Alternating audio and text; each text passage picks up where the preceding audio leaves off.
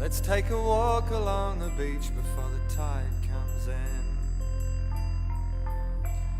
You sure missed one hell of a party last night. I have this habit of sitting down and asking questions, saying what's in here today, you know, from the top of a page, because I tend to write, start with ideas rather than melodies, stuff. So I'll start and I get rid of the top layer, which is you know, well now it would be I've had to come and, you know, and meet you guys and, you know, have a camera pointed at me, so a bit of kind of stuff about that. So get rid of that, write it down, and then go down to the next layer, which is I'm working on a song at the moment, which is about something or other, you know. And then the next layer down is, you know, sort of I went to see my old dad and I'm worried about him, how he's coping. Nice. And the image is like an architectural, an archaeological, like an archaeological dig, or one of those cliffs that's sort of it's exposed. Yeah. And so you can see layers. You see layers of different striations of rock, and then you might see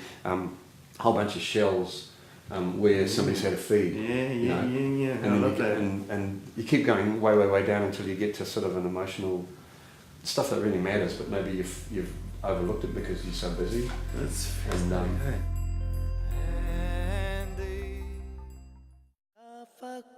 Fiti o mātou kuia Amma hiti ya pita hima.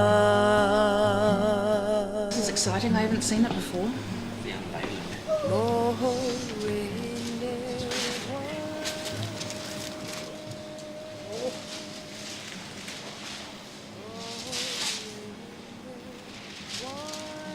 Beautiful.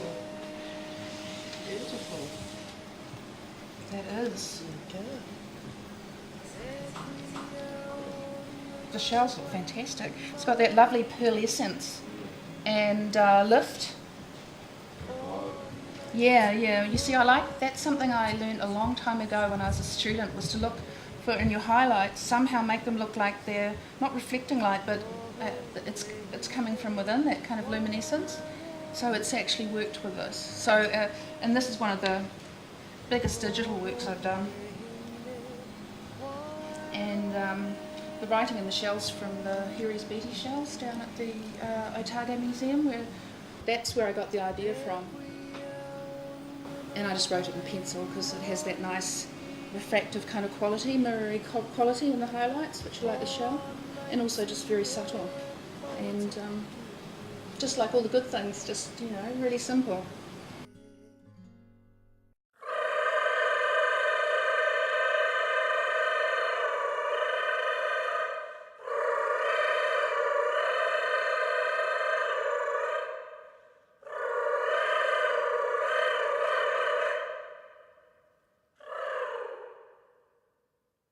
Yeah, it's quite interesting when you come to a collage like this, that the idea of seeing the end product doesn't happen first.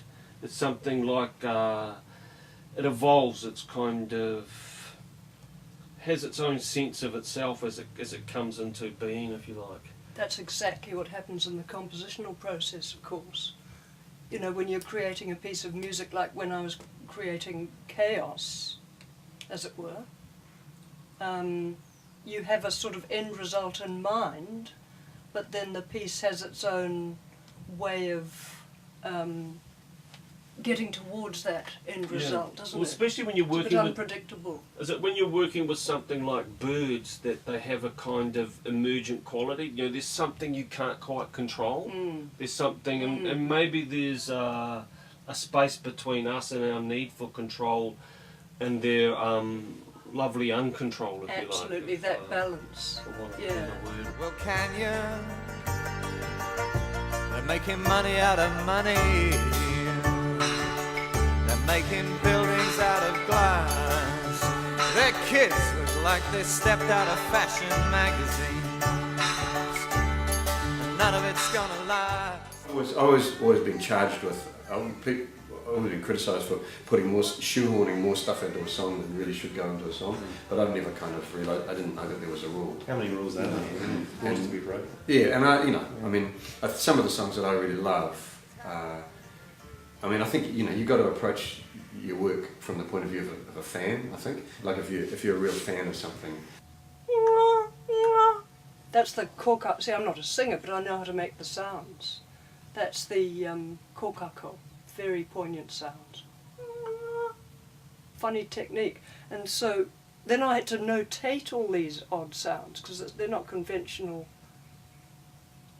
sonorities to notate. You would have had to be there and taking them through it though, right? I did, yeah. Karen said, you come into the rehearsal and explain what you want. And so I'd ask them to do it. And they couldn't do it properly because trained voices, it's a bit like trying to get classical musicians to play jazz. They can't swing. How do you teach them to swing? I like to think the music is very simple, sparse, open, lots of space in it. The lyrics, the poetry in there, you know, it just makes you feel light in mind and soul. So. And with Andy, you know, there's lots of landscape pointers. You know, the singers say it says what do you say we go up north here, Yeah. and there's all that sort of stuff, which hopefully gives people images in their head as they're listening to the song. Andy, don't keep your distance. What do you say we go up north here, trying to catch the sailing races? The best way to start for me is what it means to me, Yeah. because it's sort of different, I suppose, for you. But I particularly like Andy because it's got a sort of real resonance of sort of something lost, and then I kind of really looked at the beach, and the beach is one of those places that's become very manicured and worked over and kind of, you know. But there's a few places in there that really I love. There's still a few built in 1940 and kind of still retain their kind of, you know, their original quality.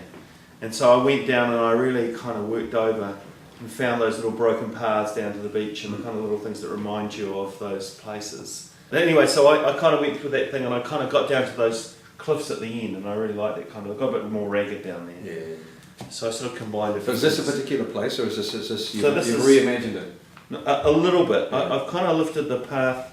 Well, I've lifted the paths from there, but the sandstone's those cliffs at the end, and then I've lifted these flowers from along the beach and some gorse from further along, and then the paths from a little spot in Nelson, which I thought I'd kind of subject in there. But I've got another bit of path which I'll probably use to actually paint based on the original one.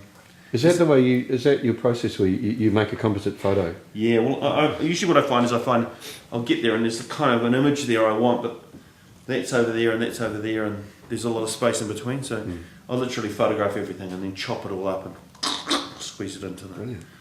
And I like this kind of long format. It's like it's a 1x2, you know. It's as high, it's twice as long as it is high, because of the cliff thing. And I wanted to kind of get the falling down plants and the big purukara in the front and so forth.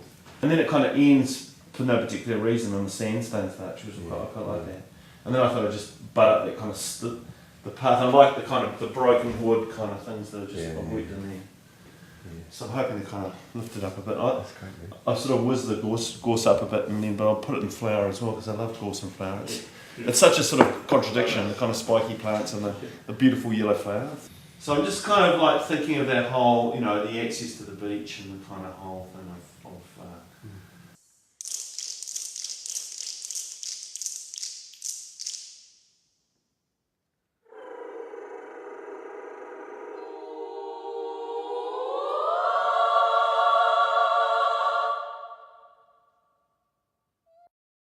I can't know every single bird that will exist in this particular piece. Exactly. In that, you know, my hard drive is in stacks and boxes and stacks on floors. I can know that I'll want to depict a whole lot of birds in flight, and that there is a central reason to also having a shape akin to an egg, if you like. So I'm wanting to sort of portray some conditions between the actual bird and its preliminary space.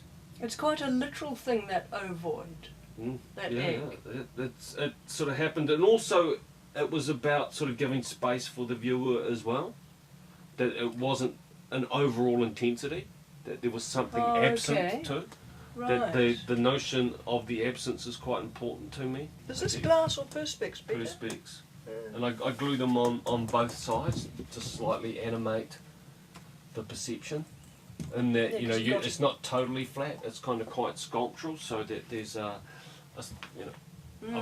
4 mil sculptural effect. Yeah. So you would come into the space of the piece, and for me, it has a level of intimacy that it just sort of pops into, and that's a kind of gift to the viewer for me. Interesting concept.